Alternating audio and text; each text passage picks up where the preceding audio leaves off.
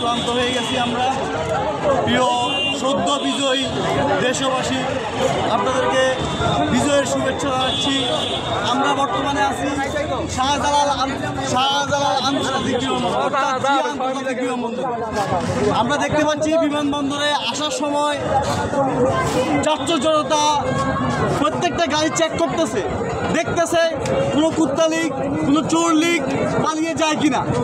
আপনারা আপনাদের গ্রামগঞ্জের স্ব অবস্থান থেকে সবাই আপনাদের চিহ্নিত যারা দেশের ক্ষতি করছে, যারা চুরি করছে, যারা হত্যা করছে, ধর্ষণ করছে, দেশটাকে লুট করছে, এদের সবাইকে আপনারা পাহারা দিয়ে রাখেন।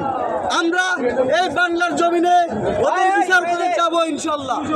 প্রিয় দেশবাসী, বর্তমানে ছাত্র জনতা, সাধারণ জনতা বিমানবন্দর পুরোটাই তাদের নিয়ন্ত্রণে রেখেছে।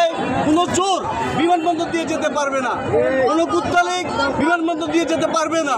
আপনারা দেখুন, বিমানবন্দরে সেনাবাহিনীর থেকে সবচেয়ে বেশি নিরাপত্তা নিচ্ছে বর্তমানে ছাত্র জনতা। আমরা সদ্য বিজয়ী বাঙালি, আমাদের এই বিজয় হচ্ছে জনগণের বিজয়। সুতরাং জনগণই ঠিক করবে আগামীতে কারা দেশ পরিচালনা করবে। আমরা আবার একই রকম স্বৈরাচার চাই না। এই স্বৈরাচার থেকে বিচার বিশ্লেষণ করে আমাদেরকে শিক্ষা গ্রহণ করতে হবে।